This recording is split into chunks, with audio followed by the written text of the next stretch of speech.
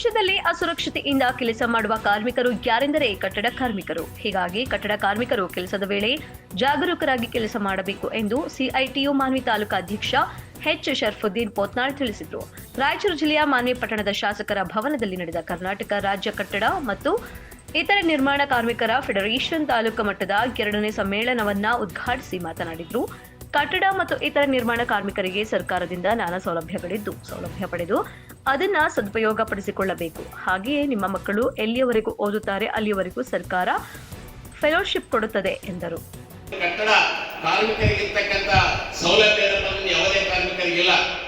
ಆ ಎಲ್ಲ ಸೌಲಭ್ಯ ಸಿಗಬೇಕಾದ್ರೆ ಒಂದು ಕಾರ್ಮಿಕರ ಕಲ್ಯಾಣ ನಿಧಿ ಅಂತೇಳಿ ಸ್ಥಾಪನೆ ಮಾಡಿ ನಿಮಗಾಗಿ ರಿಸರ್ವ್ ಫಂಡ್ ಇಟ್ಟು ಅದನ್ನೆಲ್ಲ ನಿಮಗೆ ವ್ಯವಸ್ಥಿತವಾಗಿ ಈ ಸಹಾಯಧನ ಸಿಗಬೇಕಾದ್ರೆ ಸಿಐಟಿಯುನ ಮುಖ್ಯ ಕಾರಣ, ಪ್ರಮುಖ ಕಾರಣ.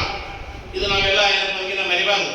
ಈಗ ಇಂಥ ಒಂದು ಸಂಘಟನೆಯ ಅಡಿಯಲ್ಲಿರ್ತಕ್ಕಂಥ ಕಟ್ಟಡ ಕಾರ್ಮಿಕರ ಸಂಘದ ಜೊತೆಯಲ್ಲಿ ನೀವೆಲ್ಲ ಸದಸ್ಯರಾಗಿ ಇವತ್ತೇನು ಮಾನ್ವಿ ತಾಲೂಕಿನಲ್ಲಿ ಒಂದು ಬೃಹತ್ ಸಂಘಟನೆ ಕಟ್ಟಿ ಸುಮಾರು ವರ್ಷಗಳಿಂದ ಒಂದು ನಿಮ್ಮ ಸ್ವಂತ ಕಾರ್ಯಾಲಯ ಬಂದು ಬಹಳ ವ್ಯವಸ್ಥಿತವಾಗಿ ಪ್ರತಿ ತಿಂಗಳ ಸಭೆಗಳನ್ನು ಮಾಡ್ತಾ ಲೆಕ್ಕಪತ್ರಗಳನ್ನು ಮಂಡನೆ ಮಾಡ್ತಾ ಇವತ್ತೇನು ನಡೆಸಿಕೊಂಡು ಬಂದಿದ್ದೀರಿ. ನಿಜವಾಗ್ಲೂ ಒಂದು ಶ್ಲಾಘನೀಯವಾಗಿರ್ತಕ್ಕಂಥ ಸಂಘ ಕಟ್ಟೋದು ಸುಲಭ ಅಲ್ಲ. ಆದರೆ ಇವತ್ತು ನೀವು ಬಹಳ ವ್ಯವಸ್ಥಿತವಾಗಿ ಸಂಘಟನೆಯನ್ನ ಮುನ್ನಡೆಸಿಕೊಂಡು ಬಂದು ಇವತ್ತು ಸಮ್ಮೇಳನ ಏನು ತಾಲೂಕಾ ಸಮ್ಮೇಳನ ಯಶಸ್ವಿ ತಾಲೂಕಾ ಸಮ್ಮೇಳನ ಮಾಡ್ತಾ ಇದ್ದೀರಿ.